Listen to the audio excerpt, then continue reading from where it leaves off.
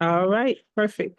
We'll go ahead and call the meeting to order, and we will start with welcome everyone to New Year. Happy New Year. We'll start with our roll call. Present. Here. Jasmine here. All right, thank you very much. The first item on the agenda is the adoption of the agenda. So we see we only have the approval of the minutes. We have old business to get an update from Oasis, and we have our financial update and our economic development update. And I do not believe we have any executive session this evening. So is there a motion to accept the agenda? So move. Ms. James, sorry. Director Williams is unable to attend in person this evening, so we will not have economic development update. Okay, perfect. So we'll, with the exception of the economic development update, can we have a motion to approve the agenda? So move. All right, that was Mr.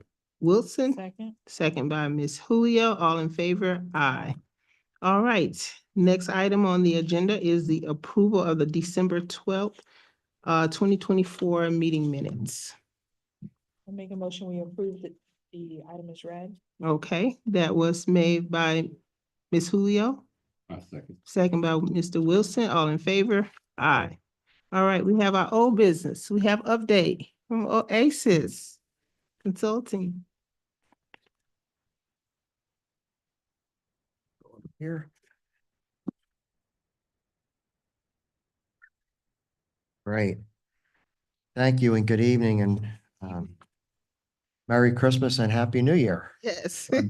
I know we talked back in December and it was still Christmas season, right? So it's good to be here. So if I could have the first PowerPoint slide for me, or sure. So while they're doing that, just what I plan to do this evening is kind of give you an update on a couple of items that we've got going on.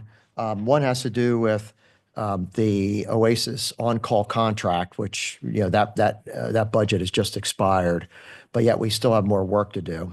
So I want to talk a little bit about that. And the second thing that's really important as well is Stevens Lake. So you'll notice that I apologize for not being in more business attire, but myself and my colleague here, we're going to introduce in a minute, we were out trompsing around in Stevens Lake.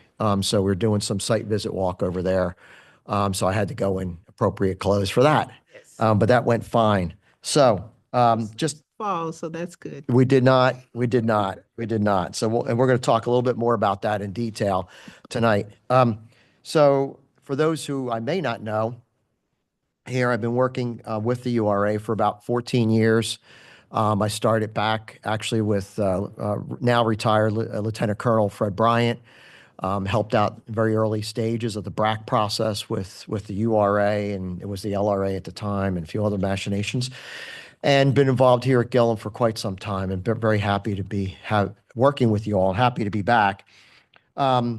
So after 14 years of that, one of the things that I want to talk about tonight is the condition of the dam at Stevens Lake. So we're going to talk a little bit about that, as well as a new contract for the upcoming year and the funding. So we'll talk a little bit more in the details of Stevens Lake, but the reason why I'm here to talk about that is there are some concerns that we have related to Stevens Lake from a technical perspective.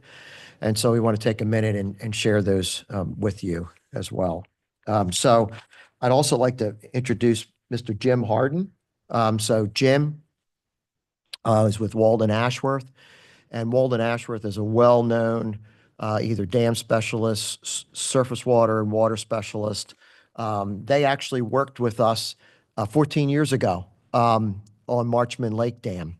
So when you all acquired the property, one of the first things that Fred Bryant had to deal with was a leaking dam. That was Marchman Lake. So with the folks at Walden Ashworth, they were involved in every bit of that. And you have a very successful dam, I was looking at it today. You have good vegetation growing there, which is fabulous. The dam is functioning the way it needs to be. All that was very, very good. as a backdrop, our geotechnical folks are out here quite a bit. And, oh, good. And one of the things they noted when they were going by Stevens Lake Dam on the dam road that goes right in front of it was they did notice some leakage from the emergency spillway pipe system that was leaking, which should not be. And that was Ben Thomason. You may know him. He's been here for many, many years as well. Brought that up, and then I wanted to call Marty and these folks because Marty and his group, they have Jim in particular has a ton of experience when it comes to dams in terms of inspection of dams, older dams, new dams, understanding the whole process, the permitting process, the design process, and very good, particularly at troubleshooting when we think we might have an issue. And so these folks helped us back with Marchman. So I've called them to come out and take a look with me and provide some insights tonight too, and what we saw out there today about that. So we'll talk a little bit about that later, and I'll let Jim talk a little bit about that. On the next slide, please. That's a little summary about that. And you've got the presentations are in front of you, so you can see that. The BRAC process, I think we all, if there are members on the board that may not be familiar, this BRAC process, which is base realignment and closure, has been in place since 2009. And there's 1,468 acres, 257 were retained by the enclave, as you're aware of, which is run by Fort Gordon now. And the north parcel was really one of the last ones. The north and south parcels transferred at the end of 2023. And so I'm going to talk a little bit about those as well. Next slide, please. Oh, I have a new slide person. Thank you. Next, thank you. So on this picture, in this photograph, what I wanted you to be able to take a look at is if you look at, I don't have a point. Do we have a pointer by any chance? Okay. So if you look at the upper right-hand corner, it's the north arrow, just pointing upward. So the area that we're talking about has to do with the green area. That's the south area, and that's where Stevens Lake is. You'll see that green area in between those 4 red dots over there. We have buildings. Yeah, thank you. Thank you, Jim. Yep, right there. Joy Lake. So you could see that that system connects, and we'll talk, and Jim's going to talk a little bit about that some more. So why we're out there today. And then the other area that is last that's been transferred, the purple area in the upper spot, which is the one that the URA is currently working on, it was also transferred, and that's been completed. And I know you all are working on plans for development in that area. So that's all good news. Also, all the land has been transferred from the Army over. I will note a little bit later that we did have adjacent to that south area, we did find on the east side of Stevens Lake, when there was some work going on for the 600 and 650 buildings that Robinson Weeks was working on, we did find the potential for some lead impacts in soils. So we immediately put in action, right, the deed. And I've talked about this many times. The deed allows us to go back to the Army and make that call to say, hey, this isn't ours, this is yours, and you need to help us figure out what we're going to do with this. So we did. And we worked with Robinson Weeks and the regulators, and we came up with a program to deal with that. Some of it had to go off-site, not a lot of it, but there was a lot of debris and tires and metals. That all went to MSW landfill, secured landfill. And in the balance of it, when we got through testing all of that, actually met Georgia EPD standards. So that was actually very good news that we had at that point. So that was really, the last time I was here talking to you, I don't think we had a chance to, we were in the middle of doing that. That's all been completed and that work has been done. I say that because it sets a backdrop for Stevens Lake, right? Because that's a drainage area. That lake drains everything in that green spot, right? That Jim was just pointing at. It drains all that. And so my concern there has been with, any work that we do with the dam, kind of like we did with Marchman Dam. We actually breached that dam at Marchman Lake, drained it down basically, put our revetments in and all the rest that went with it, and then it filled back up again. And now you have a thriving wetland there. It's a beautiful area, actually. And it serves a function as also another detention pond as well. So, the thinking is that, we're looking at Stevens Lake from that perspective because that's how Stevens Lake functions at this point. But the dam is in not great shape. But I'm going to let Jim talk about that in a minute. So as a part of this, this rolls into, our tripart strategy of addressing environmental concerns, right? The way we have this program set up, there's actually three. There's environmental insurance, which the URA carries. And we were looking at possibly having to use that earlier on that other issue I talked about. Ended up not needing to do that, or couldn't do it anyway because lead was excluded. But the Army always retains responsibility for environmental issues under the CERCLA covenant. In the deed that you have, that's a CERCLA 120H covenant in the deed. And that goes back to continuing either soil remediation or groundwater remediation relative to the Army when there's known issues that are related back to them. Okay. And then the third thing that you have is the Georgia Brownfield Law.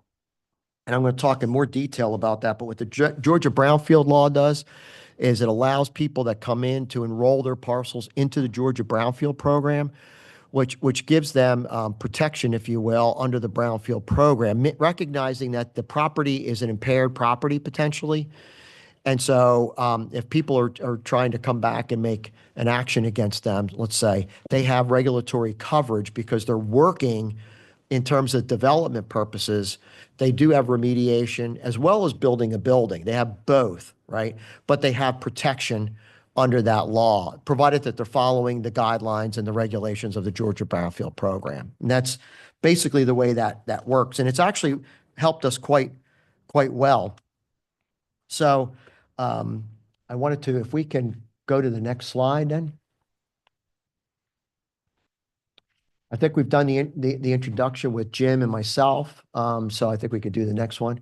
And that's a good place to stop. So what I wanted to do here is on this Fort Gillem Stevens Lake, I wanted to ask Jim, my colleague, to come up and talk a little bit about what do we want to talk about.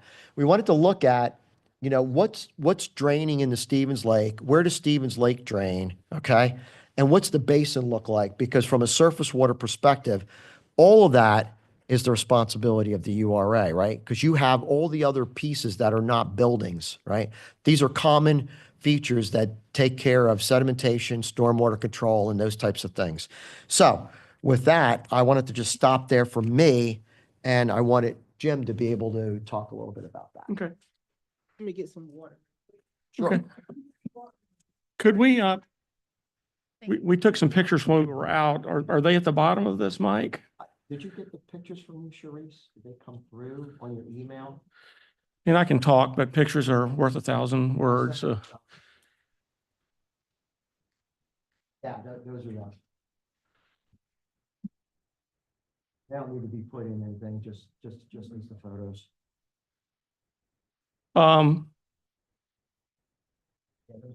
Okay. Well, one of the things that when we go out and look at a dam, we're looking at evidence of overtopping, evidence of failure, past failure, evidence that the dam is in danger of currently failing. And I landed here in a helicopter from Fort Bragg on my way to Fort Bliss in 1981. So I've been here before.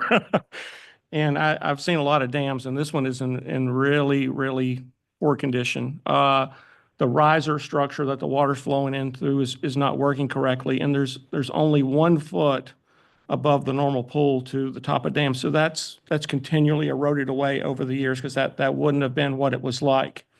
And on the downstream side, there's 2 pipes that come out, and in one of the pipes it shows a section of pipe laid off to the side where it is overtopped and it's eroded away some of the dam, where one of the sections of concrete pipe has had to be moved out of the way because it fell off.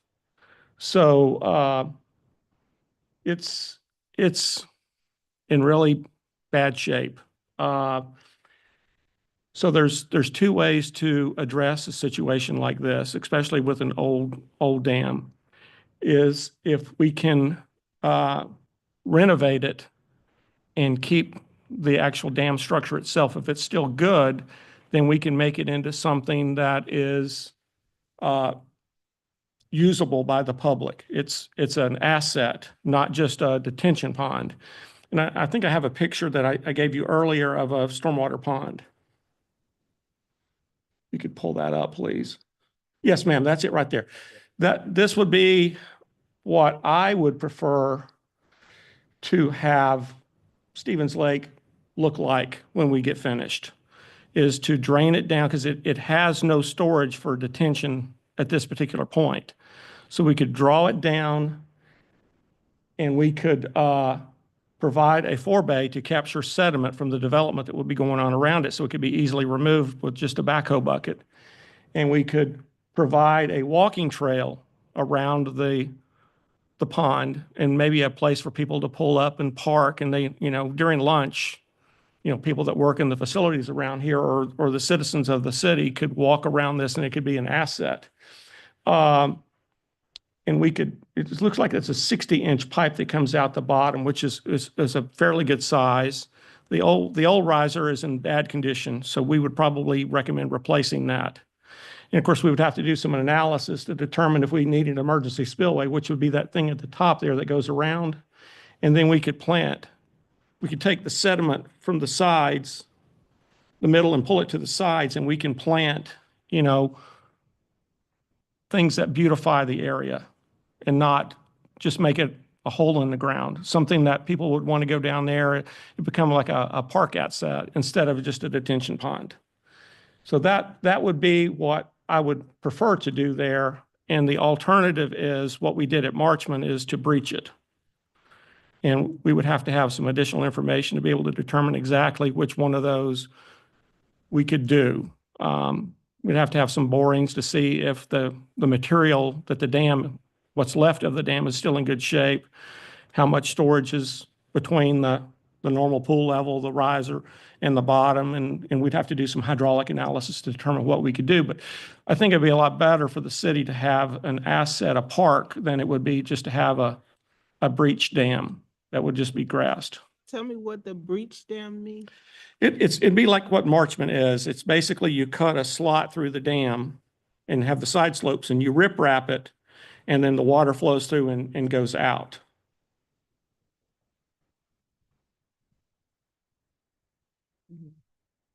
And I actually brought on my thumb drive plans for Marchman. If you actually here's some plans for Marchman.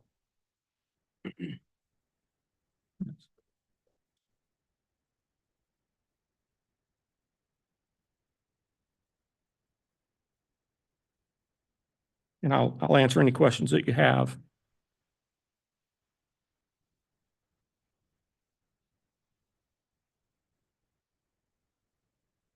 Go through it in the middle of it. It's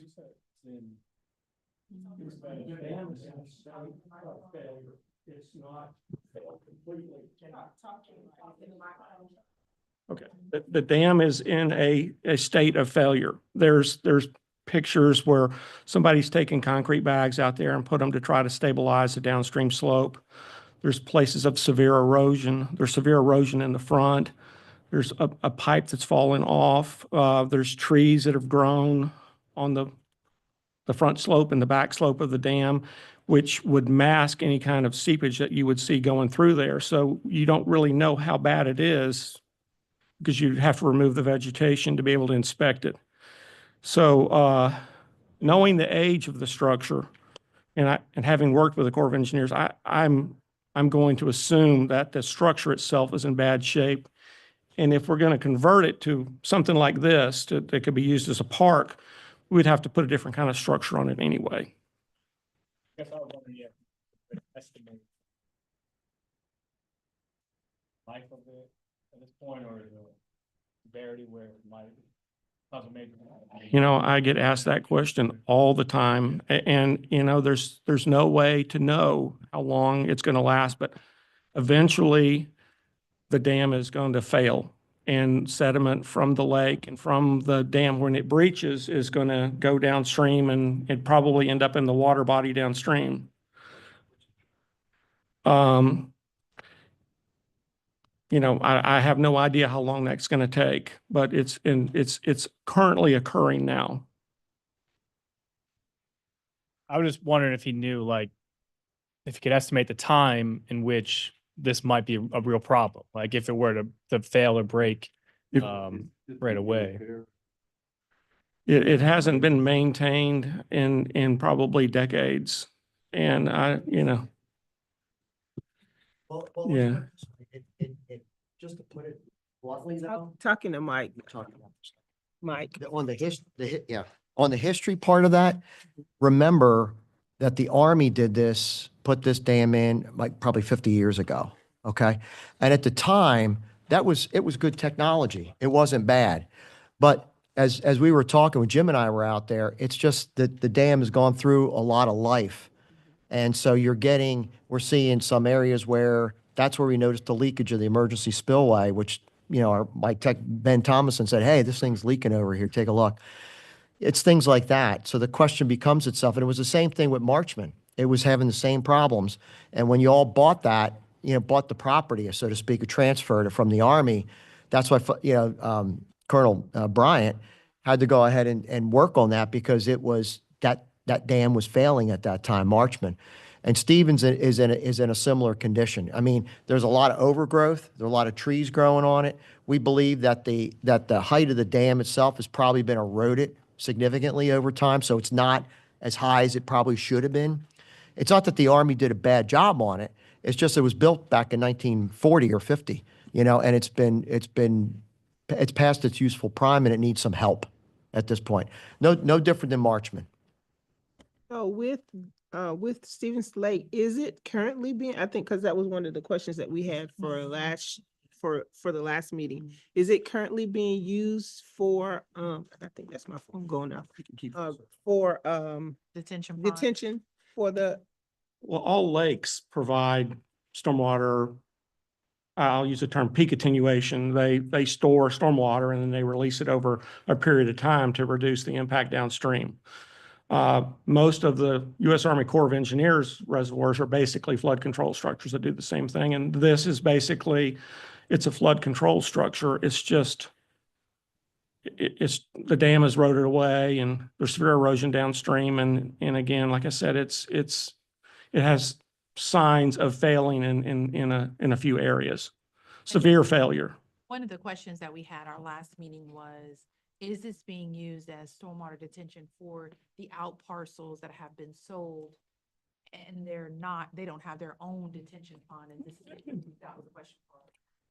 No, ma'am, it doesn't appear that's the case because there's no storage on this dam. Literally, the normal pool and the top of the dam, there's only about a 1 foot difference. So typically when you have a dam, you'll have the normal pool and then you'll have storage above that. And then you'll have what they call freeboard. And that's like a safety factor. And then you have the top of the dam. And we don't have that at Stevens. We don't have any safety factor. We don't have any storage. So the water that's coming right in is going right back out. And one thing to your other point too, if I could just dip in, is that we've got a figure on here that shows basically all the parcels have a detention pond on them currently. So they do. Every single parcel has their own. And it's on the figure that I provided that's in there. Should be in one of your figures in your PowerPoint layout. So we did that just so you could see that. It is that one or that's fine too. I think it's that one. Yeah, we did it. Right, they're supposed to. That's what we weren't. It's the next one down. Yeah, there it is. So here in purple or blue, whatever that outline is, you see in red, there's Stevens Lake at the bottom. And then at the top, you've got West Lake and East Lake, which are not the subject of this, but they do similar. And so you've got all the buildings shown on here, which are relatively current. I know that 600 and 650 have gone in. They're not showing on this Google Earth map, but they're there. But every parcel that's here has in purple, I think it's blue on my screen, but purple here is a detention pond. So there is first step detention before it goes down to Stevens Lake, correct? So what I want to do too is go back in just a little history because I wasn't a part of the board at that time, but I do remember some conversations about Stevens Lake. Mhm. And you know, the walk trails and the Yeah. things that we may use with it or what have you. Yes, But I don't know if it was gonna be the URA, which I understand at this point, it is the URA. yes, But, It's just but, Title I. correct. but we I just wanted to do a little history in our minutes going back I to see if we remember can it find something. It's it, but after, we Mhm. really talked about it. Mhm. which is count. Remember, we gotta talk about Stevens Lake, we kept kind of kicking it down. Kicking it down the road, Yeah. yeah. But to your point, that is something that we have talked about too, is that idea that what Jim's put out there is that idea that the facilities that could be put in with Stevens Lake to address the stormwater detention issues and the issues we currently have could also add in a very small, like, walking path within that within the pond itself. And it could actually be quite lovely. And so that's a possibility that could be considered. And Jim had thought about that when we were talking just now. And it is possible that could be added where people could come, drive in. Parking would be, because it's below the 600 and 650 buildings. Mhm. So you might be able to find a place where you could get five or seven cars, come in, park, and then they could be able to take that walk around there. I walked some of it today, actually, kind of ad hoc. And if it was groomed correctly, I think it could be added in as a feature. So are you talking about access from, where that first curve, I guess it's the second curve up? Is that where you're saying access from, or are you saying access from down here? Cause. So we were over on these buildings over here. Mhm. So when it came down, we were coming in, we had an opportunity to come in that way possibly. But I think that there might be other ways to get in from here, but then we have to look at the ownership and if that security and fencing, which some of the buildings do have, Mhm. is there a way to do that? But there is a way to get down there at this point. So question, what would it take for us to get all the overall moved to see the real condition of the dam? That's a great question. Like, what do We have had to provided a proposal to do a visual inspection report Mhm. of the dam. And, you know, I went and looked and took pictures of it today, and to be quite honest, there's so much vegetation and there's so much debris. It would be difficult for us to do a visual inspection report unless someone went out and cleaned those areas up. I'm sorry, I'm talking in the mic.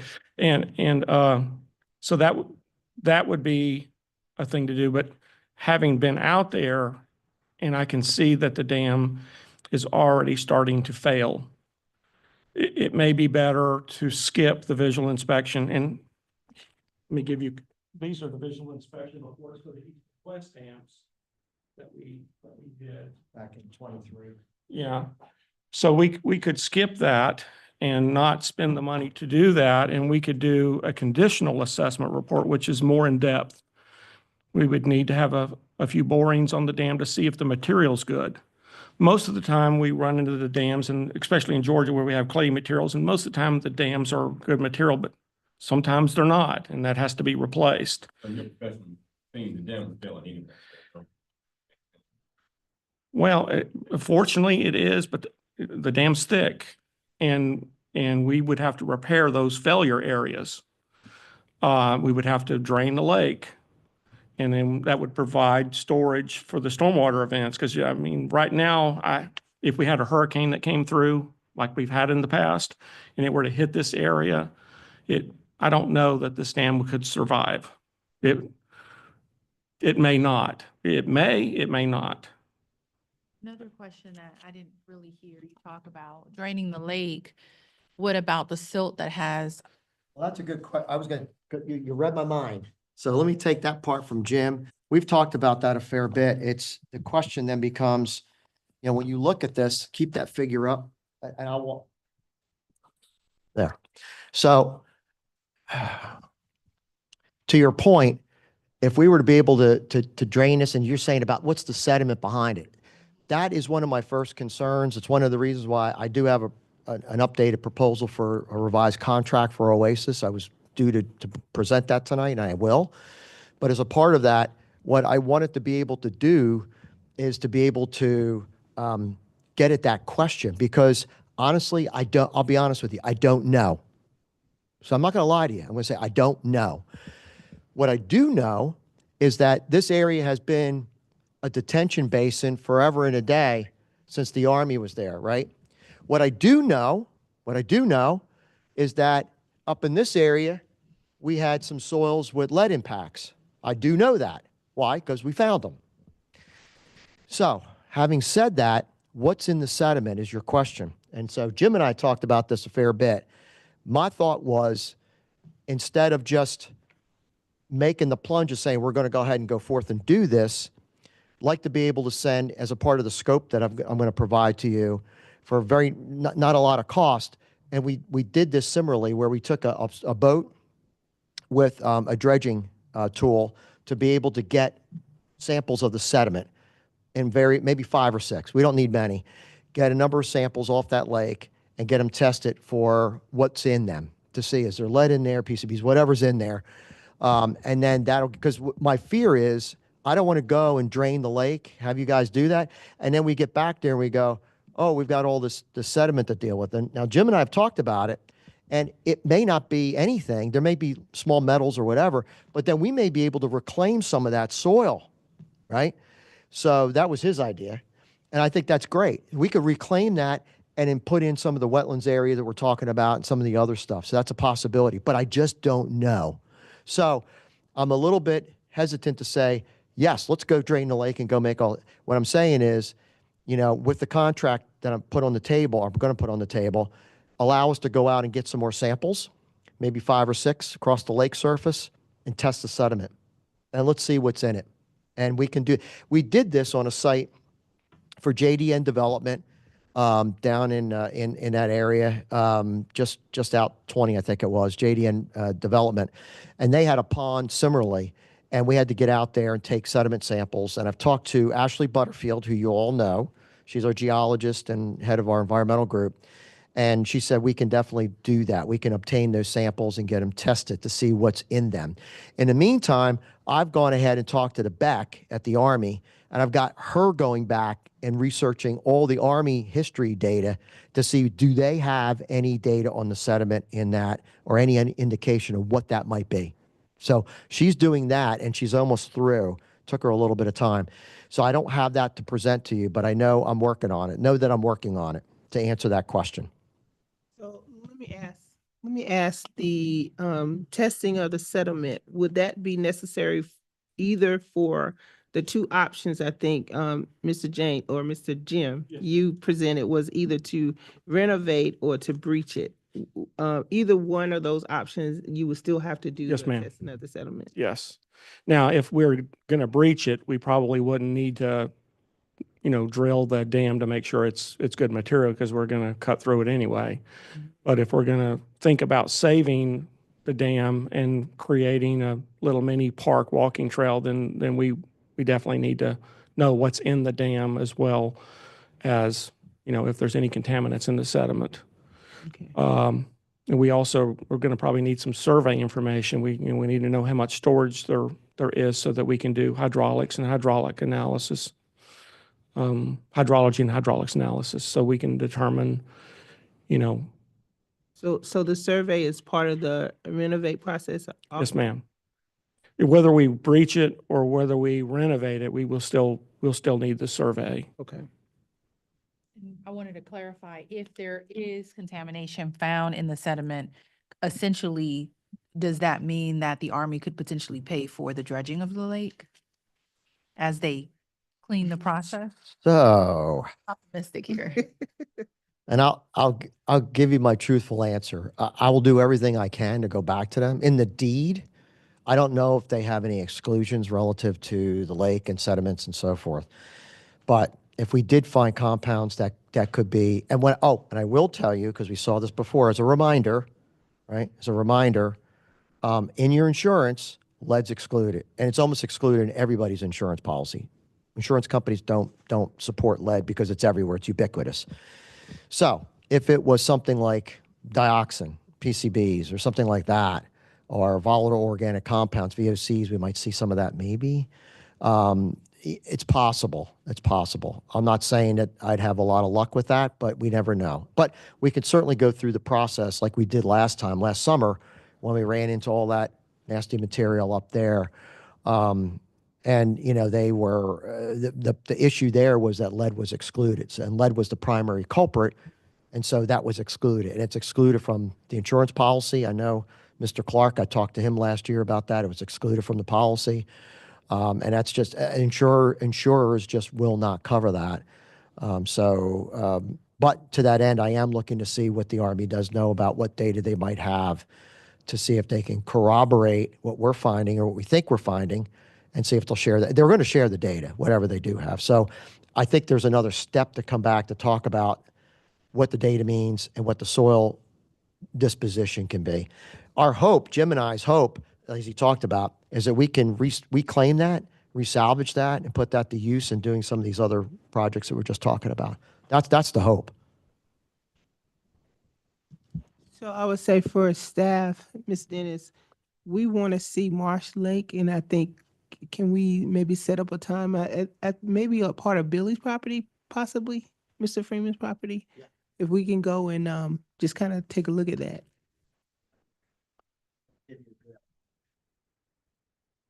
And I'm sorry, the access that you're talking about as of right now, how you got to the lake today, what property is that long piece to the right-hand side? Is that the studio?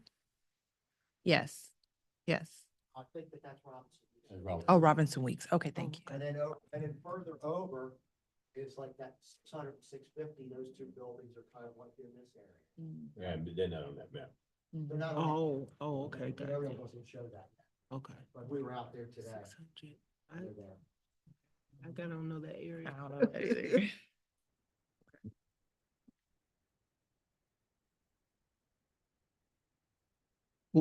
Lot of questions I normally get asked is, which one is going to cost the most? And I haven't been asked that yet.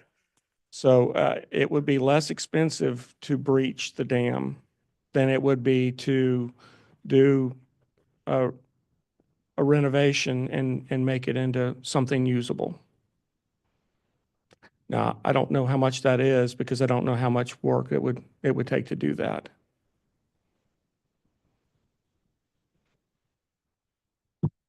So even with anything that's found there, it would still depend on whether it meets the EPA standard of being able to continue or not. You're talking about in terms of the sediment? Yeah, the Sure. sediment, Yeah. yeah. So, I mean, the way, until we get the data, I really don't know how to answer the question, but let's say it this way. So if there was lead in the sediment, there's standards for that. We'd have to take a look at that and see what that means. And if it's over those thresholds, that could be an issue where you'd have to dig it all out and take it to the landfill. That's not, and that's where a lot of that soil was going to go in that area. And we were able to, through sampling and testing and carving up the pile, we were able to not do that. And actually, the developer was able to, and in talking with Georgia EPD as well and the Brownfield program, some of that material then is now underneath actually their truck court area. And some of it is behind like a planter area. So they're in areas that are not accessible to people at this point, and they're closed off. So I'm saying there could be other ways to address that material. I just don't know how much and what we're dealing with. And I asked that question because if that would possibly be an issue, which would lead us to only be able to breach, right? Is that another viable option just to? Yeah, that's why I was talking about a conditional assessment report. If we have the information and we know the condition of the sediment, I mean, if you look at the diagram that I provided, it's right over there. What we would try to do is pull that sediment to the side and provide a riprap spillway through the middle to a little micro pool at the riser. So we wouldn't remove the sediment. We would just kind of slide it to the side. I got you. And provide an emergency spillway and put a new riser on and do some repairs on the downstream side. That all depends on what's Pipe found, comes right? out. Okay. We would do like a plunge pool and something to reduce the velocity and prevent erosion. But that would be what I would recommend if at all possible. And I, I don't know if this is 2 times what it costs to breach it, or 1.5 times, or 1.3 times. We won't know until we do a conditional assessment report based upon accurate information. And we can give you 2 options. One option is to breach, and one option is to renovate it. And we can try to give an engineer's order of magnitude estimate of what we think each one would cost. Okay, so let me ask you, just kind of moving forward, should we wait for the Army to come back with what they find as far as the settlements, or should we um uh go through the cost of getting that settlement done? What's your Well, I think the first order of business would be to, under the new contract that I'm going to put on your desk, Mhm. that we should go ahead and get some sediments from the lake directly. There's nothing like getting samples, right? I think that would be the first thing that Oasis could take care of, and grab some samples of that, get it tested for environmental, and see what we're dealing with. I think that would be the first order of business, because then that'll give us a little bit more of a way to point ourselves Mhm. at that point. Because if it comes back and, oh, it's pretty ho-hum, not a big deal, we think we're all right, then that changes too, the way Jim looks at this, right? And what he's trying to do. And if it comes back where we've got, screaming levels of lead or some other compounds or whatever, God forbid, I don't think we will, but if we did, that changes the way we think about it too at that point, Okay. in terms of excavation and disposal. Okay, all right, well, let's go ahead and review what you have as your contract. You have that presented before us, or is it something, okay? And then what we can do is, This is in our, one more copy. 2X1, yeah. I can just talk for that for a second. My knees aren't what they used to be. So if we look at this, I've just kind of gone through, this is a follow-up to our Zoom call on the 12th of December. I've outlined our total path forward and scope of work on the second page. It's pretty much similar to what we've already been talking about tonight and in previous meetings. And so there was one other element in there that I do want to draw your attention to. I'm going to ask again on page 3 of the document. It's under additional as-needed tasks to be addressed. The third bullet talks about the Forest Park Fire Station. That third bullet on page 3. And this has been kind of hanging out there for some time. And Ashley wanted me to come back and ask you all again about that, because I think it's been not approved in the past. But we would like to come back again. There's a proposal we had put in back in November 2022. And what it is it's to take the existing firehouse that you guys have, the one that you own, is currently not covered under the Brownfield program. It's the only piece of land on the entire Gillum property that is not covered and enjoying that Brownfield benefit. Now, on the downside, what we were looking to do is if somebody comes in and they wanted to buy that, obviously that's not an attractive thing for them because they don't know. There's no data with it. We don't have data.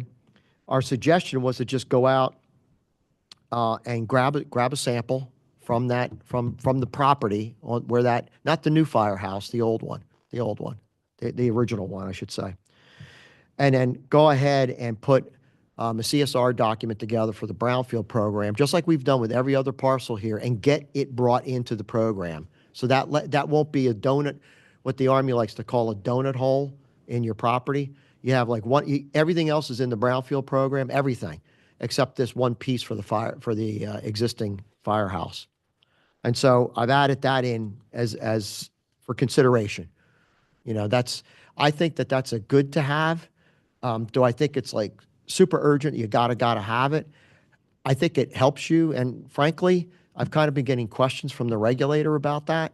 So that's why I kind of bring it up again, because she's kind of like, well, why aren't they doing it? You know? And so I would highly recommend that we consider that. And this current scope that I'm going to leave on your desk and the budget for that scope covers that.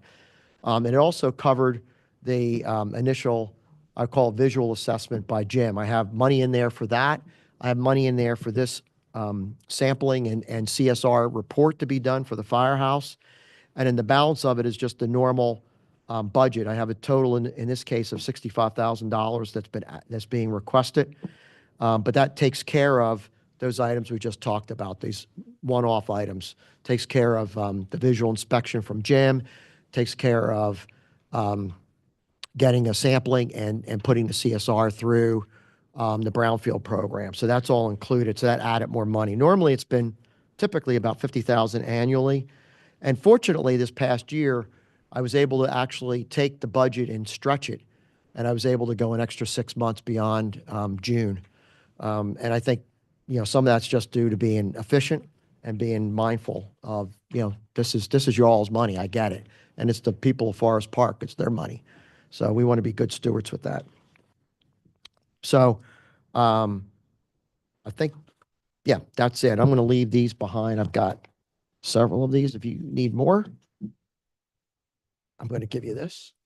Point out on the scope where specifically it mentions the testing the soil within the lake. Yeah.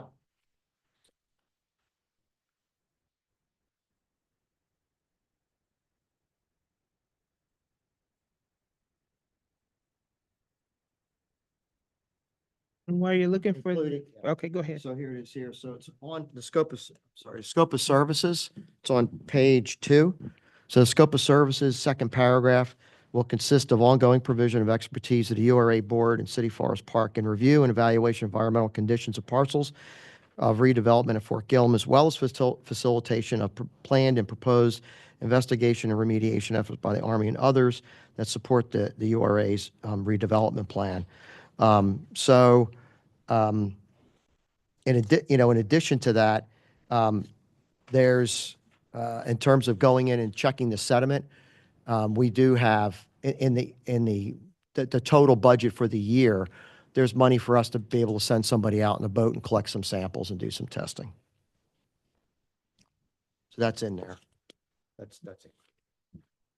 Okay, so what we'll do is we won't make a decision on this tonight. We'll be able to compare what we have and what we've had before, what you're offering us now. And then we'll make sure we do that field trip over to the other lake. I'm sorry, we'll do go from there. do you have an example of a city that has something similar to what is the secondary option being proposed? Oh, you already have that on site. Oh, we have this somewhere else? Yes, I mean, Oh. most of your stormwater ponds that are for these big buildings are exactly that. Yeah, Marchman had. That's from the Georgia Stormwater Management Manual. That's the recommended design parameter for these measures. So when we go out and look at Marshman, we have to make a. Yeah, the detention pond, and I'll call it detention, not really detention, because they do so much more now. They do so much more now than just do peak attenuation. They filter water runoff in the micro pools, and they do a lot more. So that's the standard recommendation from the Georgia Stormwater Management Manual. That's the current recommendation. I'm sorry, I meant like with the seating area. Oh, yes. Oh, I'm sorry. Didn't understand. I did something like that in the city of Canton, around a much smaller pond. And it was for golf carts. Oh, I think I just went over there. Is it the one that's over the bridge, like not where Yeah. the city hall is, but you got across the street? Yes, yeah. Okay. Okay, yes. So yeah, and it was just for golf carts. But I mean, small cars could park there too. But anyway, it's, yeah. I just had a retreat over there. I'm just trying to figure out how you get it there. We had a retreat up there. Okay. It was really fun. Yeah, they hadn't opened it yet when I went, but I kind of snuck in. And they had a tunnel, right? Didn't they have? like, Yeah, I live in Canton.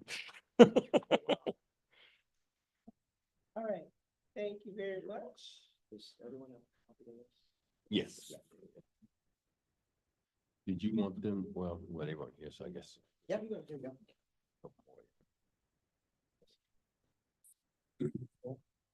Okay.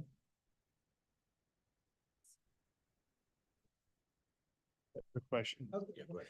Yes, could you go over the, what you said about the fire station and the relation with the Brownsfield coverage program?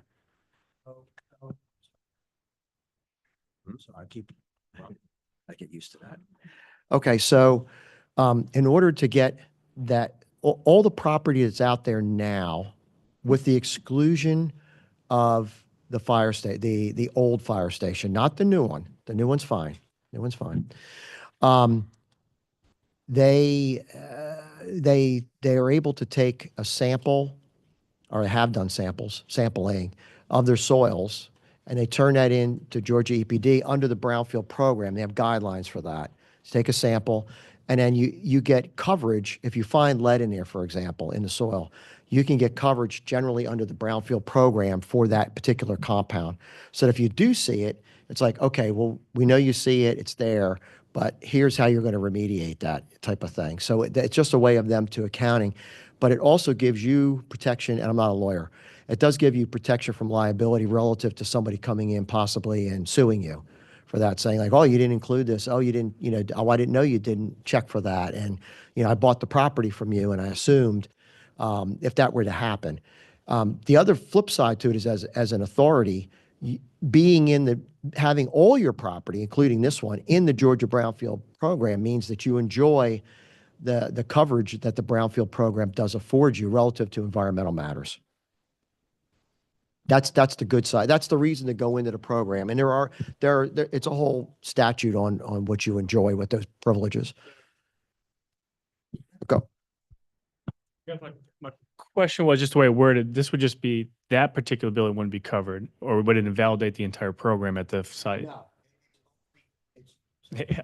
I keep doing this thing. I'm sorry. No, it's just that building.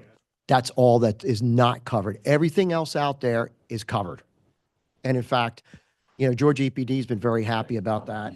And it's honestly, every time I have a call, I haven't had to have a call with her recently, but it's one of the first things they ask me is like, so did they get that sample over at the old firehouse and get that into the program? Well, I'm waiting. I mean, she's saying a kid, but I mean, it's to your benefit. I think benefit from if you're selling, if you're looking to do something with other properties, it just helps that value to say, hey, all of our stuff's in the Brownfield program, and we enjoy that coverage. And any potential tenant coming in is also, they might buy from you, is going to enjoy that as well. All right, thank you. Thank you very much. Thank you so much for all the information, and we are done. Oh, Thank and you. if there are So- questions, please feel free to yell at me. Email's fine. And I thank you for your time. We should be able to get a resolution to the contract by our next meeting. Okay. And that's Okay. fine. Yeah. And again, I just off the technical topic. But I want to put it on the record. I do. So I just wanted to say, I didn't realize I'd been working with y'all for 14 years. I have to say, I've loved every single minute I have. And it's really been an experience for me to come in to be able to help a community that's so active and your citizens are active. I love it. And they're welcoming. And the fact that I'm able to use my skills as an engineer and beating up the Army, said tongue in cheek, to be able to help you get what you need to be able to keep moving this city forward. And I was showing Jim when we were driving through. I've seen all the stuff y'all have done. There's a lot of cool stuff in the downtown area, and there's lights there, and I mean, it's just great what you are doing. And that is the benefit of the BRAC program. I have to put a plug in for the Army and the BRAC to take communities that have been potentially blighted by 50 years of the Army doing what they do, and they're there, and we all understand that. But the fact that you're able to come back from that again because of the BRAC program and to move this forward and to put the city of Forest Park back on their streets with, I mean, all the great, I see all this, I get the emails. I see what y'all are doing. It's great. And to know that you as public representatives know that the environmental conditions are dealt with. They're dealt with, properly dealt with. So I wanted to just thank you for that. Georgia EPD does a great job. The Army and the Beck does a great job. I think Oasis has been committed to y'all. You do a great job because you take this seriously, which I appreciate. And you listen to me too much. I'm sorry. I'll stop there. Thank Go you, ahead. sir. you. Thank you, thank you. Nice to meet you too, James Harden.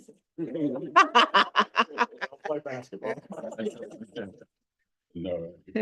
All right, we're gonna move on. Right.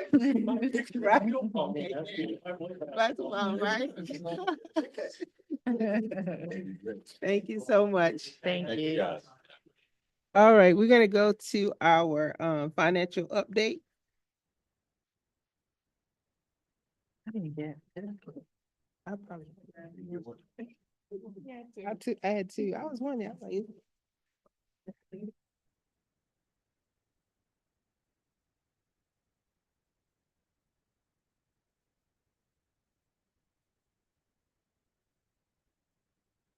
Good evening and Happy New Year. good evening, happy new year.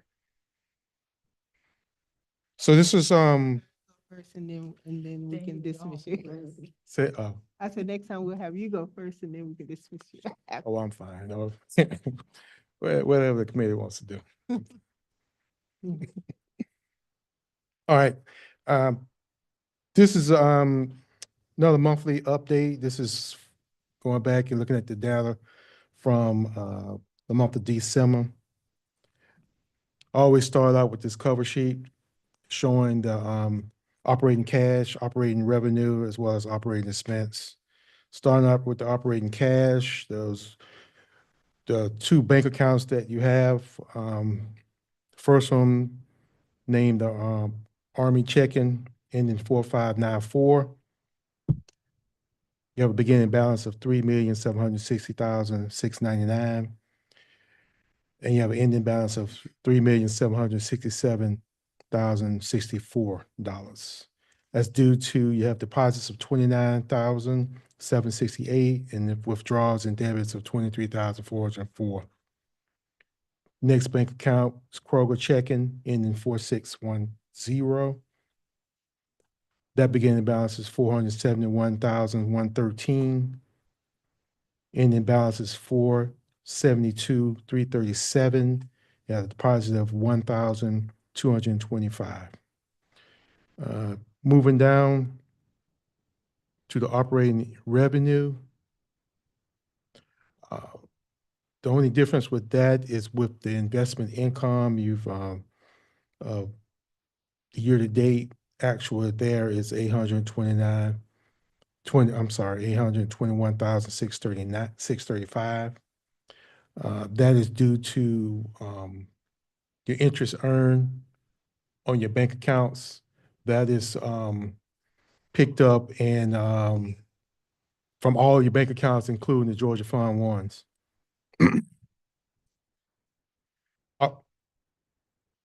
Operating expense, you came in, with a budget of $3,081,050. You've only really used up 12% of the budget, which is at a year-to-date actual of 291,970. You do have some encumbrance that's due to, I think, on the professional services, might be some blanket POs that we use here at the City of Forest Park. Any questions, the cover sheet?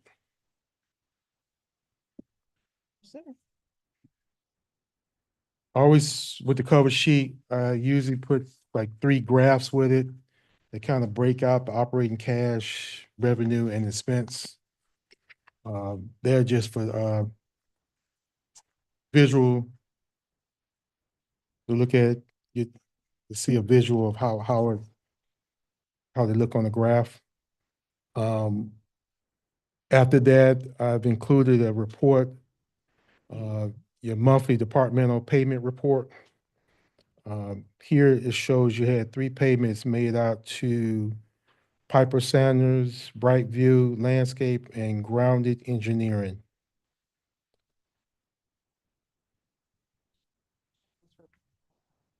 Carl Vinson, the name on here under the vendor is 5%, but the check shows Carl Vinson, unless that's wrong, right here.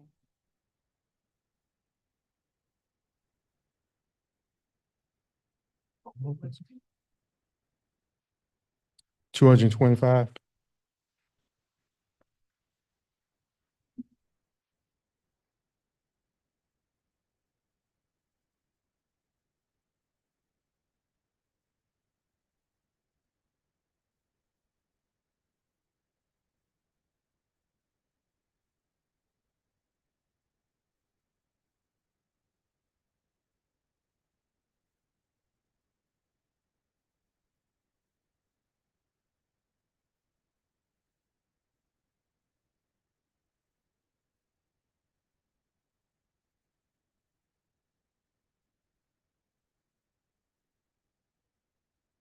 Yeah, let's see.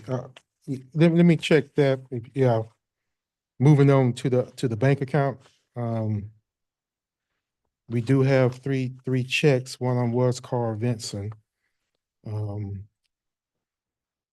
then the other 3 was Grounded Engineering and Brightview Landscape Services. I might have to check that. That check might have been, it might have been coded to, might have been coded to here, but it might have went out through our, general fund as a whole. So let me check that. Let me check that. I see the check number is 2417. Yeah, Mhm. I thought it was the wrong name, but it's just a different check, that's fine.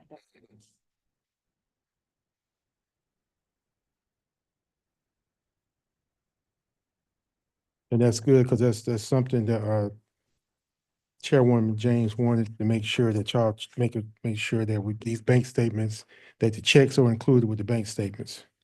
So anytime a check is cut from these bank statements, I will include it. Also, it shows the next bank account that we've already discussed on the cover sheet. And then we get to the Georgia Fund 1. Everything went through. We was able to move the 30 million to its own bank account within Georgia Fund 1. The next time you see this, we will have another change, because this particular statement here says 4,782,720. That's next time it should be around 4,300,000 something, because I'm gonna need to take 500, which belongs to the 30 million, and move it over to its account. The reinvestment. Yeah, the reinvestment. So yeah, I have to, yeah, it would be nice to keep that 782,000. And then the last, after the, Georgia Fund 1s is, just, a printout of the backup that I used to, create the cover sheet. So, and that is the report for the, December 2024. URA.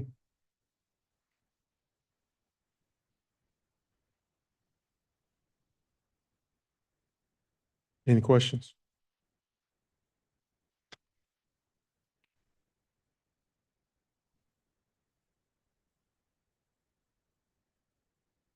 I do have a question. Mhm. The revenue and expense report unaudited as of December 31st, that's calendar year or that's fiscal year, the 800, the year-to-date balance? That's 837? fiscal year.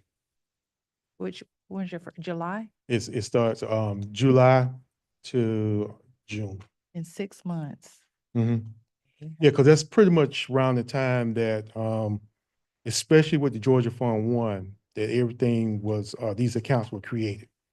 Especially the first one, that was, yeah, around that time. Awesome. And the grounded engineering services. I'm trying to. It says it's for URA services, but.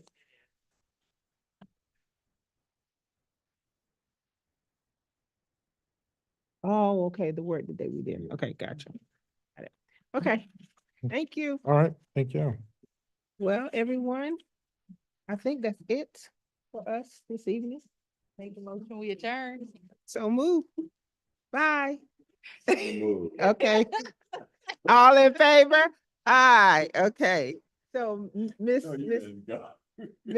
Julio made the motion, I seconded, and everybody agreed. Yes. Thank you so much. We were longer, it was only long-winded because of. That's a Mr. lot of Mike. information. Yeah. That is a lot of Like to information. give a lot of. A lot of that, he